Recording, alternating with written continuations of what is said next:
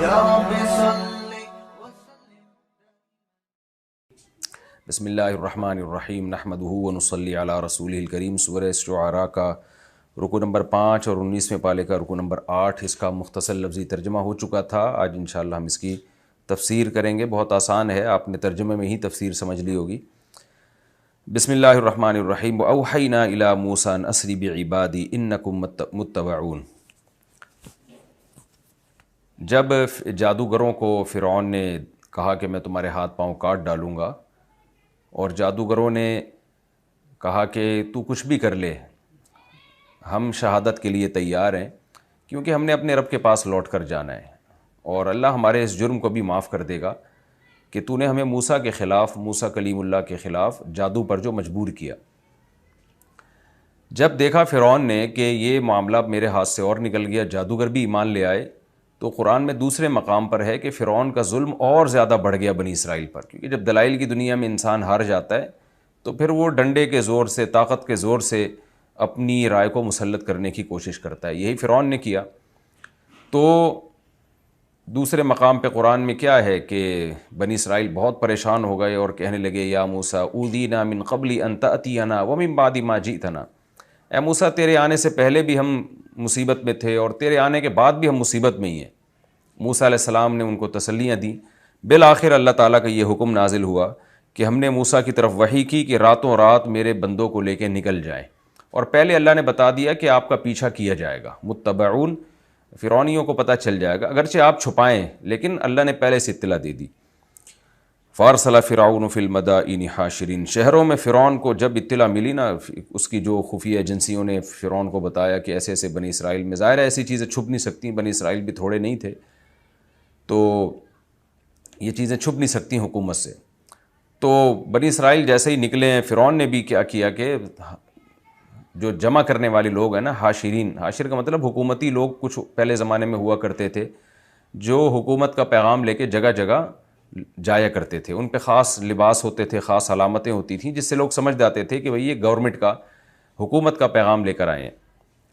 تو فرعون نے ان حاشرین کو بھیجا اور ان کو یہ پیغام دیا کہ اِنَّ هَٰؤُلَاءِ لَشِرْذِمَةٌ قَلِيلُونَ، یہ بہت ہی چھوٹی سی ایک گھٹیا سی معاذ اللہ ایک جماعت ہے، تھوڑے سے غلام لوگ ہیں، وَإِنَّهُمْ لَنَا لَغَائِظُونَ، اور انہوں نے ہمیں بڑے غصے میں ڈالا ہے، ہمارے ساتھ بہت ناانصافی کی ہے ان لوگوں نے، یہ ہمارے ماتحت لوگ ہیں اور ہمارے ساتھ ناانصافی کر رہے ہیں۔ وَإِنَّا لَجَمِيعٌ حَاذِرُونَ، اور ہم سب کو اس سے خطرہ ہے۔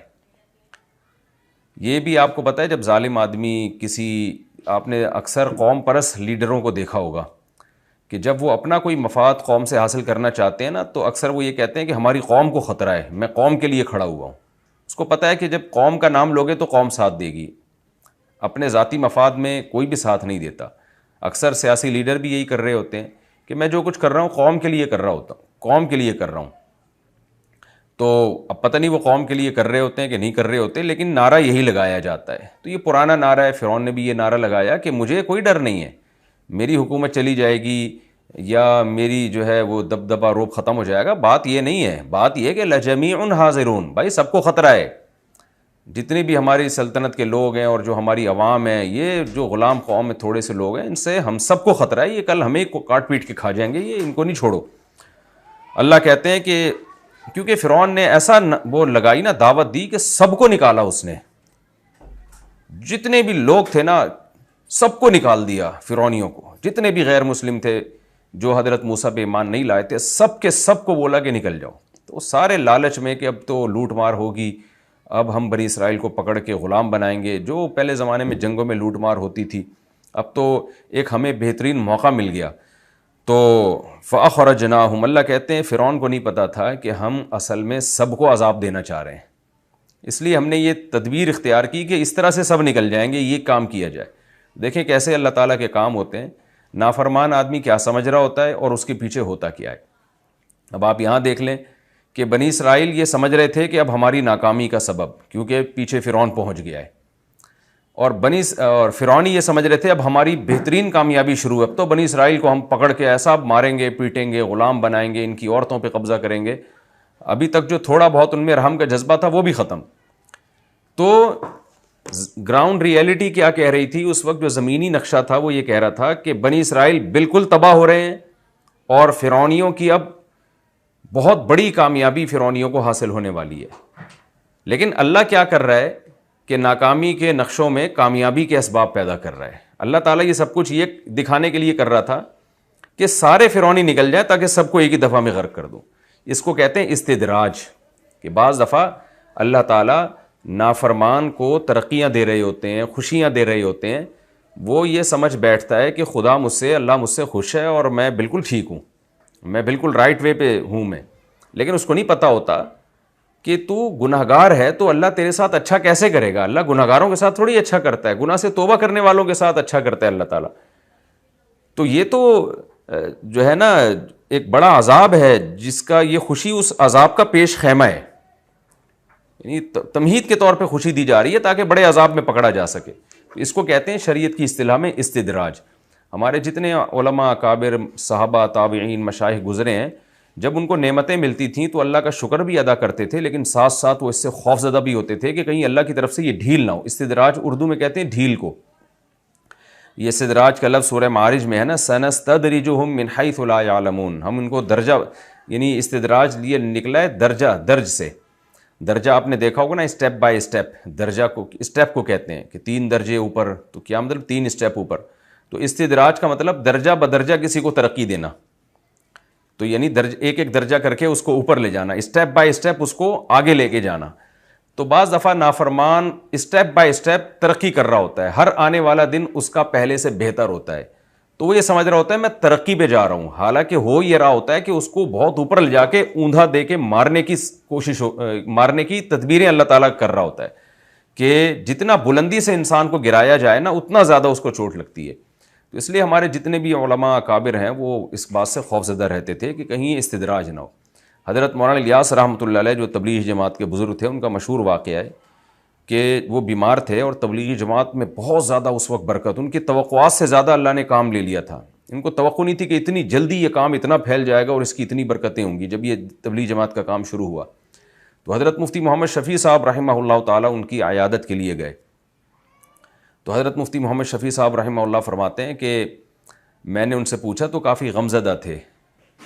پوچھا بھائی آپ کیوں غمزدہ ہیں؟ انہوں نے فرمایا کہ مجھے یہ ڈر ہے کہ یہ جو تبلیغ کے کام میں اتنی ترقی ہو رہی ہے، بہت زیادہ ترقی ہو رہی ہے، کہ اللہ کی طرف سے یہ استدراج نہ ہو، یہ کوئی ڈھیل نہ ہو، ایسا نہ ہو کہ اللہ ناراض ہے. تو حضرت مفتی محمد شفیع صاحب فرماتے ہیں میں نے ان کو تسلی دی. تسلی میں نے ان سے یہ کہا کہ دیکھیں اگر یہ استدراج ہوتا نا تو آپ کے دل میں یہ خوف نہ ہوتا کہ یہ استدراج ہے، کیونکہ استدراج کی ایک علامت یہ ہے کہ کافر یا نافرمان کو جب اللہ کی طرف سے ڈھیل ملتی ہے تو وہ بالکل بے خوف ہوتا ہے. آپ کے دل میں جو خوف ہے نا، یہ خوف اس کی علامت ہے کہ یہ ڈھیل نہیں ہے، یہ اللہ کی نعمت ہے. یہ بڑی زبردست شاندار بات کی حضرت مفتی شفیع صاحب نے.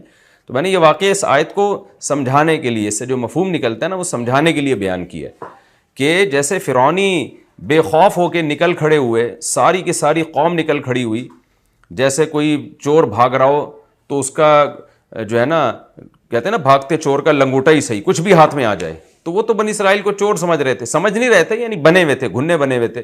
ان کو پتا تھا کہ ہم باطل ہیں، یہ حق پر ہیں. لیکن انہوں نے بھی کہا کہ لوٹ مار کا بہترین موقع ملا ہے، جو اب تک نہیں بھی کر سکے وہ بھی کریں گے.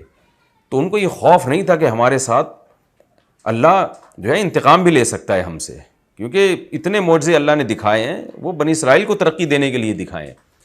تو یہ ہے کہ جب بھی آپ کوئی کام کریں نا تو آپ کے دل میں خوف ہونا چاہیے، کوئی اللہ کی نعمت مل رہی ہو، کہ ایسا نہ ہو کہ میں برے اعمال کر رہا ہوں اور اللہ کی طرف سے ترقیاں. تو اپنے اعمال کا تھوڑا سا محاسبہ ہمیں کرنا چاہیے. فارسل فرعون فی المدائن حاشرین، ہاں فاخرجناہم من جنات وعیون. اللہ کہتے ہیں ہم نے ان کو باغات سے اور چشموں سے نکالا. اس سے پتہ چلتا ہے مصر بڑا خوبصورت ملک تھا، آبشاریں تھیں، چشمے تھے، بڑے بڑے گھنے باغات تھے، محلات تھے، وکنوز، اور خزانے تھے ان کے پاس، بہت دولت تھی، ومقام کریم، اور عمدہ عمدہ مقام. کریم کا لفظ جب انسان کی طرف منسوب ہو تو اچھا انسان، عزت دار انسان، سخی انسان، یہ سب معنی ہوتے ہیں. اکرام سے نکلا ہے نا، اکرام باب افعال میں کسی کو عزت دینا، تو کریم عزت دار آدمی. اور جب اس کی نسبت بے جان چیز کی طرف ہوتی ہے تو عمدہ نفیس جگہیں. تو مراد محلات اور ان کے جو بھی پارک وغیرہ انہوں نے بنائے ہوں گے اور جو بھی انٹرٹینمنٹ کے لیے جو انہوں نے تعمیری کام کیے ہوں گے سارے اس میں داخل ہیں. وکنوز و مقام کریم، ہم نے عمدہ عمدہ مقامات اور خزانوں سے ان کو نکال دیا. کذالک، اللہ فرماتے ہیں ایسا ہی ہوا. یہ اللہ خود اپنی بات کی تاکید کر رہے ہیں کہ اے مخاطب تو یہ نہ سمجھ کہ یہ کیسے سب کچھ ہو گیا. بھائی اتنا بڑا ملک اور اتنی ترقی یافتہ قوم اور جس کی سلطنت کے کھوٹے زمین میں گڑ گئے ہوں تو سبھی کو اس سے اللہ نے نکال کے، یعنی سارے فرعونیوں کو اس مصر سے نکال دیا، یہ کیسے ہو سکتا ہے؟ اللہ فرماتے ہیں کذالک، ایسا ہی ہوا. وَأَوْرَثْنَاهَا بنی اسرائیل، اور یہ ساری مصر کی جو چیزیں تھیں اور سلطنت تھی اور جو بھی مصر کی زمینیں تھیں اٹھا کے ہم نے بنی اسرائیل کو اس کا وارث بنا دیا. اس سے بھی پتہ چلتا ہے کہ بنی اسرائیل دوبارہ بھی مصر میں آئے ہیں اور جو کچھ فرعونیوں کا تھا وہ اس پر بنی اسرائیل کا قبضہ ہو گیا. فَأَتْبَعُوهُمْ مُشْرِقِينَ، اللہ کہتے ہیں انہوں نے پیچھے چلایا اپنی قوم کو مشرقین، صبح کے وقت، یعنی وہ فرعونیوں نے سب کو پیچھے چلا دیا. کس کے؟ صبح کے وقت. فَلَمَّا تَرَاءَ الْجَمْعَانِ، جب دونوں جماعتوں نے ایک دوسرے کو دیکھ لیا. بنی اسرائیل تو بہت آگے جا چکے تھے، فرعونی پیچھے پیچھے تھے. تو ہوا یہ کہ یہ بھی اللہ کی طرف سے ایک آزمائش آئی، جو ایک یوں کہا جائے کہ آخری آزمائش تھی فرعونیوں کے ظلم سے نجات دینے کے لیے. وہ یہ کہ اللہ نے حضرت موسیٰ علیہ السلام کو راستہ ہی بھلا دیا، راستہ بھلا دیا، جس کے نتیجے میں موسیٰ علیہ السلام سمندر کے کنارے، وہ جو آپ آج بھی نقشے میں دیکھیں نا، تو میں کسی وقت انشاءاللہ میرا ارادہ ہے مصر جانے کا، تو میں وہاں ولاگ بناؤں گا باقاعدہ وہ جگہ جہاں یہ واقعہ ہوا ہے. یہ بڑی مشہور جگہ ہیں مصر میں، سعودی عرب کے بارڈر پہ بھی کچھ واقعات ہیں موسیٰ علیہ السلام اور بنی اسرائیل کی تاریخ سے متعلق. تو وہ پانی آج بھی موجود ہے جہاں موسیٰ علیہ السلام راستہ بھول کے آ کے کھڑے ہو گئے اور پریشان ہیں کہ بھئی یہ کیا ہو گیا، یہاں تو پانی ہے آگے. تو آگے پانی ہے، پیچھے فرعون ہے، تو ظاہر ہے بنی اسرائیل نے یہی کہنا تھا. تو قال اصحاب موسیٰ انا لمدرکون، موسیٰ کے ساتھی کہنے لگے مدرکون، آج تو ہم پکڑے گئے، اب تو کوئی بھاگنے کا راستہ ہی نہیں ہے، اب تو یہ ہمیں گاجر مولی کی طرح کاٹیں گے. دیکھیں یہ بھی، یعنی ایک ایک واقعے کا جو ایک ایک پہلو ہے نا، اس میں ہمارے لیے سبق ہے. قرآن واقعات کے ان پہلوؤں کو کیوں نمایاں کر رہا ہے؟ ہمیں بتانے کے لیے کہ میں بعض دفعہ ناکامی کی انتہا تک لے جا کے مکمل کامیابی دے دیتا ہوں. تو نقشوں کو مت دیکھو کہ ہو کیا رہا ہے، نقشے کیا کہہ رہے ہیں، ظاہر کیا کہہ رہا ہے. جب اللہ کے کہنے پر کوئی کام کر رہے ہو تو 100 ناکامیاں بھی تمہیں نظر آ رہی ہیں، یقین کر لو اس میں کامیابی ہے. کیونکہ ایک ایتھیس، ملحد اور سیکولر لوگ جو اللہ کو نہیں مانتے، ان میں اور اللہ کو ماننے والوں میں یہی فرق ہے. وہ ہر چیز اسباب پہ ڈال دیتے ہیں، تو ہم ہر چیز اسباب پہ نہیں ڈالتے ہیں، ہم اللہ پہ ڈالتے ہیں. بھئی اللہ کے حکم پہ کر رہے ہیں نا، ہاں اللہ نے حکم نہ دیا ہوتا پھر یہ کرنا حماقت تھا یقیناً، پھر یہ اسباب سے ہٹ کے آپ نے کام کر لیا. لیکن بنی اسرائیل تو یہ اللہ کے حکم پہ کر رہے تھے، موسیٰ علیہ السلام کے حکم پہ. اللہ نے حکم نہ دیا ہوتا پھر بنی اسرائیل کا مصر سے نکلنا یہ حماقت تھی. کیونکہ اسباب یہ کہتے ہیں کہ ایک قوم اتنی طاقتور ہے، آپ اس سے بھاگ رہے ہو، وہ کیسے بھاگنے دے گی؟ وہ تو آپ کو جیسے ایسے ہی ہے جیسے جیل سے کوئی قیدی بھاگنے کی کوشش کرے، اس کو پتہ ہے کہ میں نہیں بھاگ سکتا، پکڑا جاؤں گا، تو حماقت ہی ہوگی یہ. لیکن جب موسیٰ علیہ السلام کو وحی ہو گئی تو پھر اللہ کا حکم ہے. اب جب اللہ کا حکم آ جائے تو پھر آپ نے وہی کرنا ہے جو اللہ کہہ رہا ہے، تو اس میں پھر پریشان نہیں ہونا. تو جیسے موسیٰ علیہ السلام پریشان نہیں ہوئے، بنی اسرائیل پریشان ہو گئے. بنی اسرائیل پریشان ہو گئے، پوری قوم. 2 وجہ سے پریشانی ہوئی ان کو. ایک تو ایمان کے کمزور تھے، غلامی میں رہ کے ایک غلامانہ ذہن ان کا بن چکا تھا، یہ بھی وجہ علماء نے بیان کی ہے. اور بعض علماء نے یہ بھی وجہ بیان کی ہے کہ موسیٰ علیہ السلام کو تو تسلی تھی کہ اللہ نے میری مدد کا وعدہ کیا ہے. بنی اسرائیل کے بارے میں موسیٰ علیہ السلام کو تسلی نہیں تھی کہ یہ جو ہے ناشکری کرتے ہیں اور بار بار جو ہے اوٹ پٹانگ قسم کے مطالبے کرتے ہیں جیسے کہ بنی اسرائیل کے واقعات ہیں. تو حضرت موسیٰ کو ڈر یہ تھا کہ ان میں توکل کی کمی کی وجہ سے ان پر کہیں عذاب نہ آ جائے اور اللہ فرعون کے ہاتھوں یہ تباہ و برباد نہ ہو جائے. اور یہ بھی تھا کہ ہو سکتا ہے اللہ تعالیٰ شہید کرنا چاہتا ہو، یہ بھی ممکن ہے کہ ایک کامیابی کا ایک طریقہ شہادت بھی ہے. اللہ تعالیٰ کے نے ان کی یہی رکھا ہو کہ میں نے تمہیں یہاں تک آزمانا تھا، اس کے بعد فرعون کے ہاتھوں قتل کروا کے جنت میں بھیج دینا تھا، یہ بھی ممکن ہے. تو اس لیے بہت سارے امکانات ہیں اس میں. لیکن جو بھی وجہ ہو، بنی اسرائیل کی زبان سے جو لفظ نکلا اس وقت وہ اللہ نے بیان کر دیا. بنی اسرائیل نے کیا کہا؟ انا لمدرکون، اے موسیٰ ہم تو پکڑے گئے آج، اب نہیں بچنے کے ہم. قال کلا، موسیٰ نے کہا ہرگز ایسا نہیں ہے، ان معی ربی، میرے ساتھ میرا رب ہے، سیہدین، وہ مجھے راستہ دکھائے گا، وہ مجھے گائیڈ کرے گا کہ اب کیا کرنا ہے.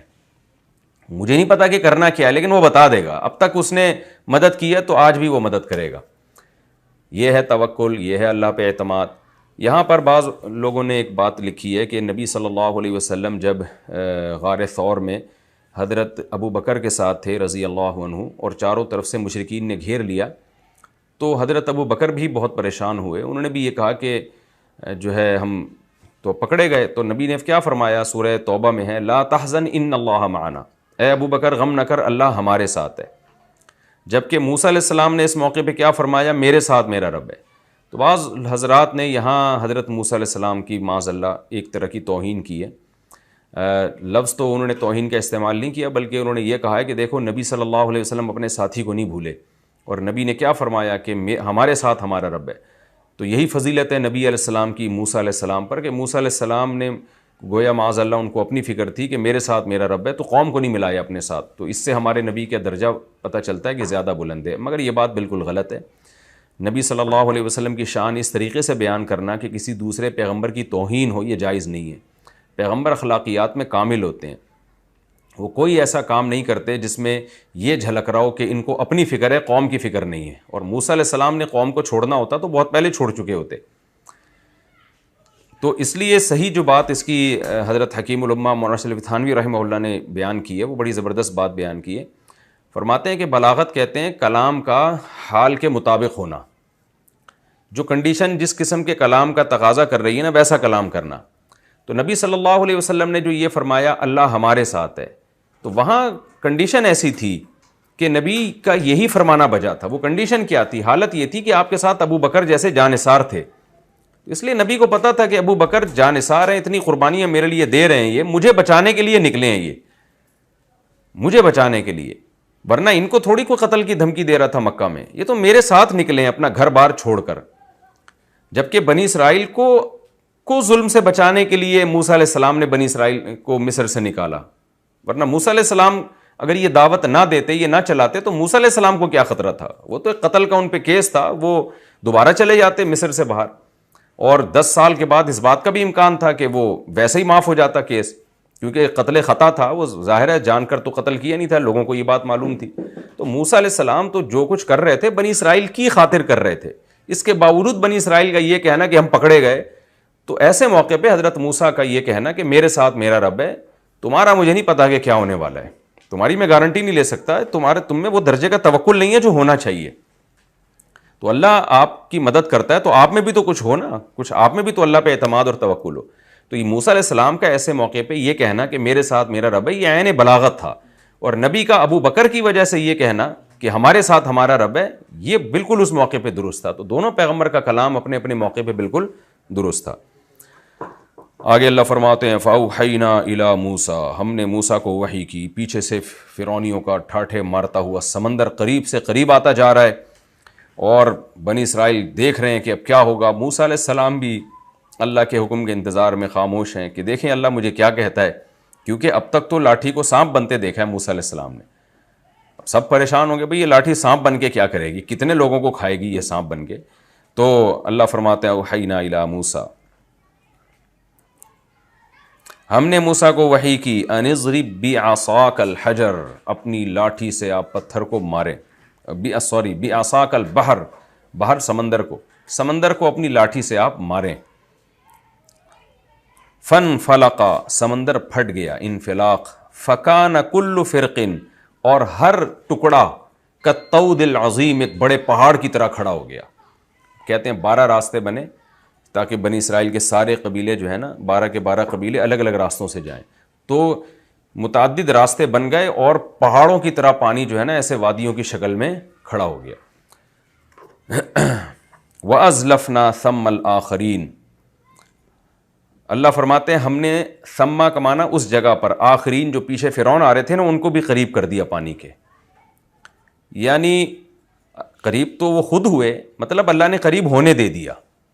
یہ بھی تو ہو سکتا تھا نا کہ ان کے دل میں اللہ خوف ڈال دیتا، واپس چلے جاتے، ڈر جاتے کہ یار یہ تو اتنا بڑا معجزہ ہمارے سامنے ظاہر ہو رہا ہے.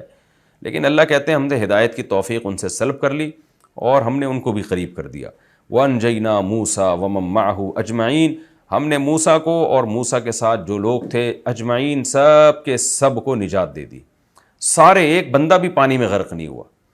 کتنا بڑا معجزہ فرعون اور اس کی قوم اپنی آنکھوں سے دیکھ رہے تھے. لیکن حقیقت یہ ہے کہ جب انسان پہ شہوت پرستی کا غلبہ ہوتا ہے تو وہ تمام نشانیاں ایک طرف، ایسی اس مادہ پرستی میں اور چند دنوں کی زندگی اور چند ٹکوں کی جس کی کوئی ویلیو نہیں ہے، اس کے لیے کیا کچھ نہیں کر لیتا انسان. اتنا بڑا معجزہ اپنی آنکھوں سے دیکھ رہے ہیں کہ بھائی بنی اسرائیل کے لیے راستہ کھلا ہے، تمہارے لیے تھوڑی کھلا ہے یہ راستہ. لیکن اللہ فرماتے ہیں کہ ہم نے موسیٰ اور ان کے ساتھیوں کو سب کو نجات دی. ثم اغرقنا الآخرین، اس کے بعد پھر ہم نے دوسرے جو لوگ تھے ان کو غرق کر دیا. دیکھیں یہ ثم کا لفظ بھی بڑی بلاغت پیدا کر رہا ہے یہاں پہ. ثم کا مطلب یہ نہیں کہ کچھ دیر کے بعد یہ کام ہوا تو اسی وقت تھا. بنی اسرائیل جیسے ہی نکلے فرعونی نیچے آئے اور غرق ہوا، اللہ نے پانی کو ملا دیا. لیکن ثم کا مطلب یہاں پر یہ بھی تراخی کے لیے، اہتمام سے کسی بات کو بیان جب کیا جاتا ہے نا، گویا دو سینٹنس میں فاصلہ رکھ کے بتایا جا رہا ہے کہ پہلے ایک بات کمپلیٹ ہوئی ہے، اب سمجھو ایک دوسری بات بھی بہت امپورٹنٹ ہے، وہ یہ کہ ہم نے دوسروں کو غرق کر دیا. اس کے اندر اہتمام کے ساتھ اللہ نے بیان کیا. آگے فرمایا ان فی ذلک لآیہ، بے شک اس واقعے میں بہت بڑی نشانی ہے. وما کان اکثرهم مؤمنین، اور ان میں اکثر لوگ مومن نہیں تھے. وَإِنَّ رَبَّكَ لَهُوَ الْعَزِيزُ الرَّحِيمُ، اور بے شک تیرا رب زبردست غالب اور رحم کرنے والا ہے. زبردست غالب بھی ہے کہ کیسے اتنی بڑی طاقت اور قوت کو اس نے سمندر میں لا کے سارے فرعونیوں کو غرق کر دیا، اور رحمت والا بھی ہے کہ بنی اسرائیل کے ایمان کی برکت سے کیسے بنی اسرائیل کو اللہ نے نجات عطا فرمائی. یہ رحمت ہے. یہ رکوع ہمارا کمپلیٹ ہو گیا. ہم اگلے رکوع کی طرف چلتے ہیں. سورہ شعراء کا رکوع نمبر 5 اور 19ویں پارے کا رکوع نمبر 9. اس کا میں مختصر لفظی ترجمہ مختصر گرامر کے ساتھ شروع کرتا ہوں، پھر انشاءاللہ اس کی تفسیر. وَاتْلُ عَلَيْهِمْ نَبَأَ إِبْرَاهِيمَ، آپ تلاوت کیجئے. اصل میں تلا یتلو تلاوتن، اس کا معنی تلاوت کرنا. تلاوہ یتلوہ تھا نصر ینصرو کی طرح، اور تلا یتلو تلون کا معنی ہوتا ہے کسی کے پیچھے پیچھے چلنا. تالی کہتے ہیں پیچھے آنے والے کو. تو انصر کی طرح اتلو تھا اصل میں، واو حذف کر دیا. وَاتْلُ عَلَيْهِمْ نَبَأَ إِبْرَاهِيمَ، آپ تلاوت کیجئے ان کے اوپر ابراہیم علیہ السلام کی خبر، یعنی پڑھ کے سنائیے ابراہیم کا واقعہ. اذ قال لأبیہ، جب کہا ابراہیم نے اپنے والد سے، وقومہ، اور اپنی قوم سے، ما تعبدون، کس کی عبادت کرتے ہو تم؟ قالوا نعبد اصناما، کہنے لگے ہم صنم کی عبادت. صنم کی جمع اصنام، صنم بتوں کو کہتے ہیں. ہم بتوں کی عبادت کرتے ہیں. فنظل لها، ظل یظل کا معنی سارا دن کسی کام میں مشغول رہنا. یہ میں کئی بار ایکسپلین کر چکا ہوں. اصل میں تھا نصر ینصر، سمع یسمع، ظلیل یظلل تھا، تو پڑھا جاتا ہے ظل یظل. فنظل لها، ہم سارا دن لہا، ان بتوں کے لیے رہتے ہیں. عاکفین، عاکف کا معنی اعتکاف سے نکلا ہے نا، کہیں باؤنڈ ہو کے رہ جانا. تو ہم انہی کے ارد گرد رہتے ہیں سارا دن، یعنی عبادت کرتے رہتے ہیں. کچھ کوئی سجدہ کر رہا ہے، کوئی طواف کر رہا ہے، تو انہی کے گرد ہم عقیدت کے ساتھ بیٹھے رہتے ہیں. سارا دن کا مطلب یہ نہیں کہ ہر آدمی سارا دن، یعنی ان بتوں کی ہر وقت اسی طرح کی عبادت چلتی رہتی تھی، یا کنٹینیو کچھ ٹائم کے لیے ہم ان کے پاس جا کے بیٹھتے ہیں. قال هل يسمعونكم، ابراہیم نے کہا کیا یہ یسمعونکم، تمہیں سنتے ہیں، اذ تدعون، جب تم ان کو پکارتے ہو، او ینفعونکم، یا تمہیں یہ نفع دیتے ہیں، او یضرون، یا یہ ضرر دیتے ہیں. قالوا، وہ جواب میں کہنے لگے، بل وجدنا آباءنا، بلکہ ہم نے پایا ہے اپنے باپ دادا کو. یہ بلکہ کا مطلب کیا کہ یہ کام کرتے ہیں نہیں کرتے ہمیں نہیں پتا، اصل تو وجہ یہ ہے کہ ہم نے اپنے باپ دادا کو پایا ہے کذالک یفعلون، اسی طرح کرتے ہوئے. قال، ابراہیم علیہ السلام نے فرمایا، افرأیتم، بتاؤ تو صحیح. یہ میں نے بتایا نا، افرأیتا ارأیتا، اس کا آسان ترجمہ کیا ہوگا؟ بھلا بتاؤ تو صحیح. افرأیتم، تم بتاؤ تو صحیح، ما کنتم تعبدون، کہ جن کی تم ہو تعبدون عبادت کرتے. انتم تم بھی و آباؤکم الاقدمون اور تمہارے باپ دادا بھی، الاقدم جو قدیم ہے، جو تم سے پہلے گزر چکے ہیں، اقدمون اس کی جمع، قدیم باپ دادا جن کی اور تم جن کی عبادت کر رہے ہو ان کے بارے میں بتاؤ تو صحیح. یا ما کنتم تعبدون کہ تم کن کی عبادت کر رہے ہو، یعنی کوئی عبادت کرنے کے لائق ہیں. فإنہم عدو لی، تو بے شک یہ لوگ یہ میرے دشمن ہیں، الا رب العالمین سوائے رب العالمین کے، کیونکہ وہ اللہ کو بھی مانتے تھے نا، ان بتوں کو بھی مانتے تھے، اللہ کو بھی. تو اس لیے ابراہیم علیہ السلام نے فرمایا کہ جن کی تم، یہ ما موصولہ ہے، ما کنتم تعبدون، یہ میں نے ما استفہامیہ بنا دی ہے، ما موصولہ ہے کہ تم جن کی تم عبادت کرتے ہو تم بھی اور تمہارے باپ دادا بھی، فإنہم عدو لی، تو ان کے بارے میں بات یہ ہے، خبر یہ ہے کہ یہ میرے بھی دشمن ہیں، الا رب، یہ میرے دشمن ہیں الا رب العالمین سوائے رب العالمین کے، وہ میرا دشمن نہیں ہے. الذی خلقنی، رب العالمین وہ ذات ہے جس نے مجھے پیدا کیا. اچھا ایک مطلب تو یہ ہو سکتا ہے یعنی اس کا کہ یہ تمام معبود جن میں اللہ بھی شامل ہے، جن کی تم عبادت کرتے ہو، ان میں یہ سب میرے دشمن ہیں اللہ کے سوا، یہ مطلب بھی ہو سکتا ہے. اور یہ بھی مطلب ہو سکتا ہے کہ وہ اللہ کی عبادت نہ کرتے ہوں، صرف بتوں کی کرتے ہوں، تو پھر اس کا پھر یہ الا لاکنہ کے معنی میں ہوگا کہ یہ سارے بت وہ معبود میرے دشمن ہیں. ہاں ایک بات میں تمہیں بتا دوں، رب العالمین میرا دشمن نہیں ہے. پھر یہ الا استثناء جو ہے نا، اس کو کہتے ہیں استدراک کے معنی میں ہے، لاکن کے معنی میں. یہ اس کا اردو میں ترجمہ بھی لیکن سے ہوتا ہے، لیکن اللہ رب العزت جو ہے صرف وہ میرا دشمن نہیں ہے. الذی خلقنی، اللہ وہ ذات ہے جس نے مجھے پیدا کیا، فہو یہدین، بس وہ مجھے سیدھا راستہ دکھاتا ہے. والذی هو یطعمنی، اللہ وہ ذات ہے جو مجھے کھلاتی ہے، اطعم یطعم اطعاما کھلانا، ویسقین اور مجھے پلاتا ہے. سقا یسقی کا معنی پلانا اصل میں تھا، یسقینی مجھے پلاتا ہے، یا کو حذف کر دیا. وَإِذَا مَرِضْتُ اور جب میں بیمار ہوتا ہوں، مریض یمرض مرضاً کا معنی بیمار ہونا، فَهُوَ یشفین تو وہ مجھے شفا دیتا ہے، یشفینی تھا اصل میں. والذی یمیتنی اور اللہ وہ ذات ہے جو مجھے موت دے گا، امات یمیت اماتتاً موت دینا، ثم یحیینی تھا اصل میں، یا کو حذف کر دیا، ثم یحیین پھر وہ مجھے زندہ کرے گا. والذی اطمع اور اللہ وہ ذات ہے کہ میں طمع رکھتا ہوں، لالچ رکھتا ہوں، امید رکھتا ہوں، ان یغفر لی کہ وہ مغفرت کرے گا میرے لیے، خطیئتی میری خطا کو، مجھ سے کوئی غلطی ہوگی تو وہ معاف کرے گا، یوم الدین روز جزا کے دن.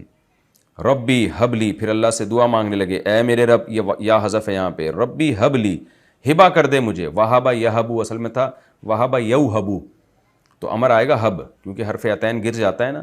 ربی حبلی حکمن، اے میرے رب عطا کر دے مجھے حکمت، والحقنی بالصالحین اور لاحق کر دے مجھے صالحین کے ساتھ، یعنی مجھے حکمت کی باتیں سکھا. حکمت کیا مطلب ہوتا ہے؟ حق اور باطل میں فرق کرنے کا ایک خاص قسم کا ملکہ پیدا ہو جانا، عقل مندی کی باتیں. وَأَلْحِقْنِي اور لاحق کر دے مجھے بالصالحین نیک لوگوں کے ساتھ، یعنی مجھے نیک لوگوں میں شامل کر لے. وَاجْعَلْ لِي اور بنا لے تو میرے لیے لسان صدق سچائی کی زبان. اس کو کہتے ہیں موصوف کی اضافت صفت کی طرف. سچائی کی زبان کا مطلب وہ زبان جو سچی ہو. میرے لیے تو سچی زبان بنا دے فی الآخرین بعد میں آنے والوں کے لیے. دیکھیں سچی زبان کا مطلب ہے میرا ذکر خیر رہے، کیونکہ سچ اچھی چیز ہے نا، تو اچھائی کو صدقین سے تعبیر کیا ہے. تو اس کا جو صحیح ترجمہ ہوگا، جو اس کا آیت کا اصل مفہوم ہے کہ لسانہ صدقین، لسان سے مراد ہے ذکر، کیونکہ جب ہم کہتے ہیں نا لوگ اس کو اچھی زبان سے یاد کرتے ہیں یا اس کے لیے اچھی زبان استعمال کرتے ہیں، تو کیا مطلب؟ اچھا ذکر کرتے ہیں، تو زبان سے اس کا تذکرہ مراد ہوتا ہے، کیونکہ تذکرہ زبان سے ہوتا ہے. تو اچھی زبان کا مطلب اچھا تذکرہ، تو سچا تذکرہ کا مطلب اچھا تذکرہ. تو کیا مطلب؟ اے اللہ بعد والے لوگوں میں میرا اچھا تذکرہ جاری کر دیں. میرے دنیا سے جانے کے بعد لوگ میرا جب تذکرہ کریں تو اچھے لفظوں میں کریں، یعنی مجھے ایسے اعمال کی توفیق دے دے کہ میرا ذکر خیر ہوتا رہے قیامت تک. وَاجْعَلْ لِي مِنْ وَرَثَةِ جَنَّةِ النَّعِيمِ اور بنا دے تو مجھے مِنْ وَرَثَةِ وارث کی جمع ورثہ، جنت النعیم جو عیش کے باغات ہوں گے جنت، اس کے وارثوں میں سے تو مجھے بنا لے. وَاغْفِرْ لِأَبِي اور مغفرت کر دے میرے باپ کی، انہو کان من الضالین، بے شک وہ ہے گمراہ لوگوں میں سے، ولا تخزنی، اور رسوا نہ کرنا مجھے، اخزا یخزی اخزاءً کا معنی رسوا کرنا، نہ رسوا کرنا مجھے، یوم یبعثون، جس دن لوگوں کو اٹھایا جائے گا، یوم لا ینفع مال، جس دن کوئی مال فائدہ نہیں پہنچائے گا، ولا بنون، اور نہ بیٹے، ابن کی جمع بنون، الا، مگر ہاں وہ شخص، اتی اللہ، جو اللہ کے پاس آئے، بقلب سلیم، سلیم دل کے ساتھ، سلیم کا مطلب سلامتی والا، جو برائیوں سے پاک، برائیوں سے سلامت، حسد، بغض، کینہ، شرک، یہ جو گندی بیماریاں ہیں دل کی، ان بیماریوں سے پاک جو شخص آئے گا تو وہ اس کو فائدہ ہوگا۔ یہ الا بھی لیکن کے معنی میں ہے، یعنی اس دن نہ کوئی مال فائدہ پہنچائے گا نہ اولاد، تو اس سے لگ رہا ہے کہ شاید کوئی بھی چیز فائدہ نہیں پہنچائے گی، تو کہا کہ نہیں، جو اللہ کے پاس اچھے دل کے ساتھ آیا نا، تو یہ اچھے دل کے ساتھ آنا اس کو فائدہ پہنچائے گا، یعنی عمل فائدہ پہنچائے گا، اگرچہ مال اور اولاد فائدہ نہیں پہنچائے گی، لیکن اس کا اپنا عمل اس کو فائدہ پہنچائے گا۔ وَأُزْلِفَتِ الْجَنَّةُ لِلْمُتَّقِينَ، اور قریب کر دی جائے گی جنت پرہیزگاروں کے لیے۔ وَبُرِّزَتِ الْجَحِيمُ، اور ظاہر کر دی جائے گی، برز یبرز تبریزاً، ظاہر کرنا، ابراز بظاہر کرنا، کہتے ہیں نا حل من مبارز، پہلے جنگوں میں نعرہ لگتا تھا، کوئی ہے جو ظاہر ہو کے آنے والا ہو ہمارے سامنے۔ وَبُرِّزَتِ الْجَحِيمُ، اور جہنم کو ظاہر کر دیا جائے گا، للغاوین، غوا یغوی، غوایتن کا معنی ہوتا ہے گمراہ ہونا، غوایتن گمراہ ہونا، غی کہتے ہیں گمراہ کو، قرآن میں ہے نا فَسَوْفَ يَلْقَوْنَ غَيًّا، سورہ مریم میں یہ آیت گزر چکی ہے، یعنی یہ لوگ اپنی گمراہی کو ملیں گے، کیا مطلب گمراہی کے بدلے، گمراہی کی جزا کو۔ تو غاوی اس میں فاعل، غاوین اس کی جمع۔ وقیل لہم، اور کہا جائے گا ان گمراہ لوگوں سے، اینما کنتم تعبدون، کہاں ہیں وہ جن کی تم عبادت کیا کرتے تھے، من دون اللہ، اللہ کے علاوہ کی، هل ینصرونکم، کیا یہ تمہاری مدد کر رہے ہیں، او ینتصرون، یا انتقام لے رہے ہیں تمہاری طرف سے، تمہیں جو عذاب ہوگا اس میں کیا انتقام لے رہے ہیں تمہیں بچانے کے لیے، انتصار کہتے ہیں انتقام لینا۔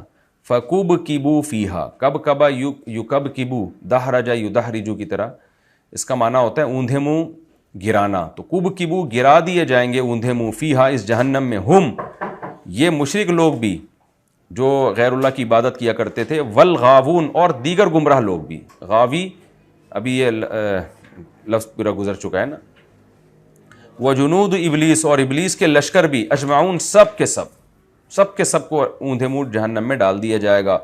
قالو، اور یہ گمراہ لوگ کہیں گے، وہم فیہا، اور ہوں گے یہ اس جہنم میں، یختصمون، جھگڑ رہے ہوں گے، اختصام خصم سے نکلا ہے نا، جھگڑنا، وہ جھگڑ رہے ہوں گے، کیا جھگڑیں گے، تاللہ، اللہ کی قسم، ان کننا لفی ضلال مبین، میں نے بتایا تھا نا، ان کے بعد جب لام آ رہا ہوتا ہے نا، لام، لفی پہ لام آ رہا ہے نا، تو یہ انا کے معنی میں ہوتا ہے، بے شک ہم تھے، لفی ضلال مبین، کھلی ہوئی گمراہی میں، اذ نسویکم، جب ہم تمہیں برابر کر رہے تھے، برب العالمین، رب العالمین کے، یعنی اپنے بتوں سے جھگڑ رہے ہوں گے، یا اپنے جھوٹے معبودوں سے جھگڑ رہے ہوں گے، کہ اور کہہ رہے ہوں گے جب ہم تمہیں سوا یسوی، تسویتن کا معنی برابر کر دینا، سواء علیہم ہے نا، سوا برابری کو بولتے ہیں، جب ہم تمہیں برابر کر رہے، آپ نے سنا ہوگا حرم میں جب صفیں درست کرتے ہیں نا امام حرم، تو کیا کہتے ہیں، سووا صفوفکم، صفوں کو سیدھا کر لو، برابر کر دو، مساوات، یہ لفظ اردو میں اسی سے آیا، مساوات، برابری۔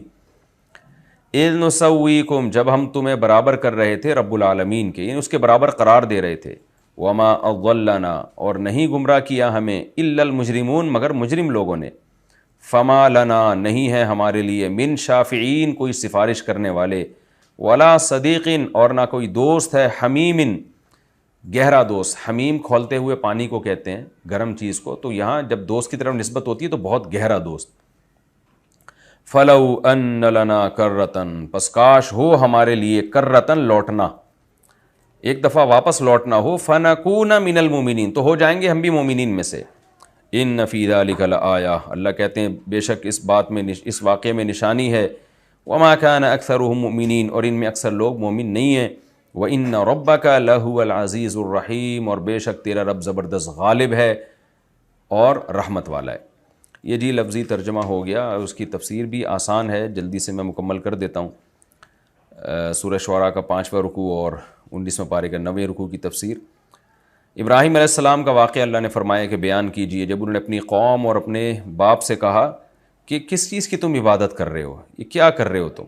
कौम ने जवाब में कहा नाबुदु असनामन फनज़ल्लु लहा आकिफ़ीन, हम बुतों की इबादत करते हैं और उनके सामने बैठे रहते हैं हाथ जोड़ के अक़ीदत एहतराम के साथ।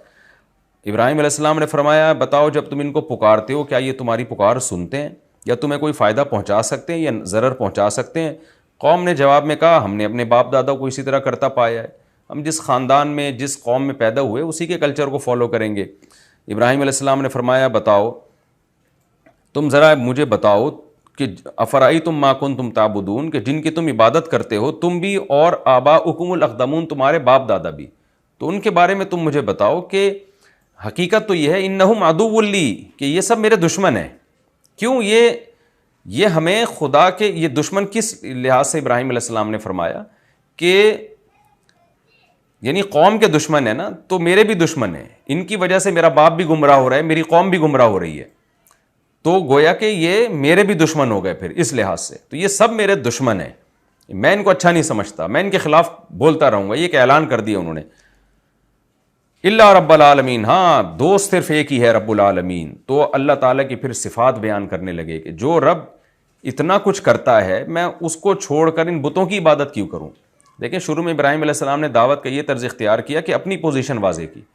ये भी दावत का एक बेहतरीन उसलूब होता है कि आप डायरेक्ट ये ना कहें कि तुम ये ना करो ये ना करो, बल्कि भाई मैं तो देखो ये करूँगा, मुझे तो ये चीज़ सही लगती है। इससे सामने वाले पर डायरेक्ट हिट नहीं होता। फिर आहिस्ता आहिस्ता आप उसको फिर जब वो इसका उसमें ये सुनने का तहम्मुल और बर्दाश्त पैदा हो जाए फिर आप उसकी तरफ आएँ। तो इब्राहीम अलैहिस्सलाम ने फरमाया कि मेरा तो एक ही रब है जो मेरा दोस्त है, वो ये है कि अल्लज़ी खलक़नी, उसने पैदा मुझे किया। इतनी सारी सिफ़ात हैं, इन बुतों ने तो पैदा भी नहीं किया। फ़हुव यहदीन, और वही मुझे सीधा रास्ता भी दिखाता है। जो भी नेचर का रास्ता, फितरत का रास्ता या मज़हब का रास्ता है वो उसे अल्लाह ने दिखाया है। वल्लज़ी हुवा युतइमुनी, और वही मुझे खिलाता पिलाता भी है। वयस्कीन, खिलाता भी है और पिलाता भी है। खाता तो इंसान खुद है, पीता भी खुद है। क्या मतलब, असबाब उसी ने पैदा किए हैं। दांत चबाने के लिए उसने, मैदा उसने पैदा किया, आसमान से बारिशों से नबातात, वो सब काम अल्लाह कर रहा है। वहीदा मरिस्तु, और जब मैं बीमार होता हूँ फ़हुव यशफीन, वही मुझे शिफा देता है। देखें अल्लाह ताला ने इंसान की बॉडी में बीमारियों के ख़िलाफ़ लड़ने की बड़ी ताकत रखी है। कोई इलाज ना भी हो तो भी इंसान ठीक हो जाता है, और इलाज करके भी आप ही का इम्यून सिस्टम है जो आपको ठीक कर देता है। तो ये सारा सिस्टम भी अल्लाह का पैदा करदा है। तो इसलिए इब्राहीम अलैहिस्सलाम ने बीमारी की निस्बत अपनी तरफ की, हालांकि बीमार भी अल्लाह ही करता है ना, लेकिन बाज़ दफ़ा इंसान अपनी कोताहियों से बीमार हो जाता है। लेकिन बॉडी के अंदर जो अल्लाह ने निज़ाम बनाया है वो निज़ाम ऐसा है कि बॉडी खुद उसको रिपेयर करना शुरू कर देती है जहाँ जहाँ से डैमेज हुई है, और ख़ुद ठीक हो जाती है। ऐसे ऐसे इसमें अजीब अजीब वाक़यात हैं कि डॉक्टर भी ऐसे यानी बीमारों के सेहतियाब होने के वाक़यात पे हैरान है। ऐसा बॉडी का अल्लाह ने रिपेयरिंग सिस्टम बनाया हुआ है। और ये अदब का तकाजा भी है कि बीमारी की निस्बत अपनी तरफ की जाए और शिफा की निस्बत अल्लाह की तरफ की जाए। वल्लज़ी युमीतुनी, वही मुझे मौत देगा और फिर मुझे ज़िंदा करेगा, और उसी से मैं उम्मीद लगा के बैठा हूँ कि मेरी ख़ताओं को क़यामत के दिन माफ़ करेगा। पैगम्बर से गुनाह नहीं होते, कोई भी खिलाफ औला काम हो जाए उसको पैगम्बर गुनाह से ही ताबीर करते हैं। ये कह के इब्राहीम अलैहिस्सलाम अल्लाह से दुआ मांगने लगे, रब्बी हबली हुक्मन, ए अल्लाह तू मुझे हिकमत अता फरमा और मुझे नेक लोगों के साथ लाहिक कर दे। यानी जब मैं मेरी मौत हो तो नेक लोगों में मेरा शुमार हो और मेरा तस्करा बाद वाले लोगों में भी हो। ये इब्राहीम अलैहिस्सलाम ने क्यों दुआ मांगी कि बाद वाले लोगों में अच्छा तस्करा हो? इसलिए दुआ मांगी कि अच्छा तस्करा अच्छे मुक्तदा का होता है। तो इब्राहीम अलैहिस्सलाम चाहते थे मैं अच्छा रहबर बनूं, तो जब लोग मुझे अच्छे अल्फाज से याद करेंगे तो मुझे फॉलो करेंगे, तो ये चीज़ मेरे लिए क़यामत के दिन सदक़ा जारिया बनेगी। तो इससे पता चलता है कि दुनिया की कोई नेमत इस नीयत से मांगना कि आखिरत में तरक्की का ज़रिया हो, तो ये दुनिया की मोहब्बत में शामिल नहीं है। वरना तो कुरान और सुन्नत से शोहरत का जो मुतलाशी हो और चाहता हो कि लोग मेरी इज़्ज़त करें, इसको बहुत बड़ा जुर्म करार दिया है। लेकिन अगर कोई इस नीयत से चाह रहा है कि अच्छा तस्करा मेरा लोगों के दरमियान हो ताकि मैं जो दीन का काम करूं तो लोग मुझे फॉलो करें उसमें, तो इब्राहीम अलैहिस्सलाम की यही नीयत थी। तभी अल्लाह ने आपको इब्राहीम अलैहिस्सलाम को इमाम बनाया और उनकी औलाद में नबूवत जारी की, क्योंकि उनकी नीयत आखिरत ही थी। और इससे यही पता चलता है कि जब हम अच्छे काम करके दुनिया से चले जाएं तो बाद में अगर लोग हमारा अच्छा तस्करा करते हैं तो ये भी अल्लाह की बहुत बड़ी नेमत है। बाज़ लोग कहते हैं मर गए तो जो मर्जी अच्छा बोलें बुरा बोलें, हमारी की सेहत पे क्या फ़र्क पड़ता है। ना ना ना, दुनिया से जाने के बाद भी जो मरहूमीन हैं उनको अच्छे अल्फाज से याद करना चाहिए, उनके हक़ में ये नेमत है, उनकी बुराई नहीं करनी चाहिए। तो नेक लोग ये चाहते हैं कि हमारे मरने के बाद लोग हमें बुरे अल्फाज से याद ना करें। اور وجعلنی من ورثۃ جنت النعیم، اللہ جنت کے وارثوں میں مجھے بنا دے۔ دیکھیں یہاں کوئی بھی یہ نہیں کہ مجھے جنت میں بھیج دے، بلکہ بہت سارے لوگ جنت میں جائیں گے تو مجھے بھی ان لوگوں میں شامل کر۔ تو یہ سب تواضع کے الفاظ ہیں۔ اور میرے والد کی مغفرت کر دے، وہ گمراہ ہے۔ یہ ابراہیم علیہ السلام نے اس وقت دعا مانگی جب اللہ نے پابندی نہیں لگائی تھی مشرک باپ کے لیے دعا پر۔ اور اے اللہ قیامت کے دن مجھے رسوا نہ کرنا، جس دن مال اور بیٹے کام نہیں آئیں گے۔ ہاں، وہ شخص جو اللہ کے پاس اچھے دل کے ساتھ آئے اس کی نیکی کام آئے گی، اور شرک سے پاک دل کے ساتھ آئے۔ اب یہ ہے اللہ کا کلام شروع ہو گیا بیچ میں، وَأُزْلِفَتِ الْجَنَّةُ لِلْمُتَّقِينَ، اللہ فرماتے جنت پرہیزگاروں کے لیے سجا دی جائے گی، قریب کر دی جائے گی، جہنم نافرمانوں کے لیے ظاہر کر دی جائے گی، اور ان سے کہا جائے گا بتاؤ تمہارے وہ معبود کہاں ہیں جن کو تم اللہ کے سوا پوجا کرتے تھے کہ آخرت میں تمہیں بچائیں گے، آج تمہاری مدد کر رہے ہیں یا انتقام لے رہے ہیں۔ پھر سب کو اوندھے منہ ڈال دیا جائے گا، ان مشرکوں کو بھی اور دوسرے گمراہوں کو بھی اور ابلیس کے پورے لشکر کو، اور یہ سب اس میں اپنے معبودوں سے جھگڑ رہے ہوں گے، کہیں گے اللہ کی قسم ہم بڑی گمراہی میں تھے جب ہم تمہیں رب العالمین والا مقام دے رہے تھے، جو خدا کو مقام دینا چاہیے تھا اللہ کو وہ تمہیں دے رہے تھے، یعنی عبادت میں شریک کر رہے تھے، اور ہمیں مجرم لوگوں نے گمراہ کیا۔ آج نہ کوئی ہمارا سفارشی اور نہ کوئی دوست، کاش ہم دوبارہ دنیا میں لوٹ جائیں تو ہم بھی ایمان لے آئیں۔ پھر اللہ نے اس رکوع کو بھی اس واقعے کو بھی اسی آیت پہ ختم کیا۔ اللہ فرماتے ہیں اس میں بڑی نشانی ہے اور ان میں بھی اکثر لوگ ایمان ڈالنے والے نہیں۔ وَإِنَّ رَبَّكَ لَهُوَ الْعَزِيزُ الرَّحِيمُ، اور واقعی تیرا رب زبردست غالب اور رحمت والا۔ یہ رکوع ہمارا کمپلیٹ ہو گیا۔ اگلے ایپیسوڈ میں انشاءاللہ میں سورہ شعراء کا رکوع نمبر 6 اور 19ویں پارے کا رکوع نمبر 10 شروع کروں گا۔ اللہ تعالیٰ سمجھنے کی عمل کی توفیق عطا فرمائے۔ وَمَا عَلَيْنَا إِلَّا الْبَلَاغُ۔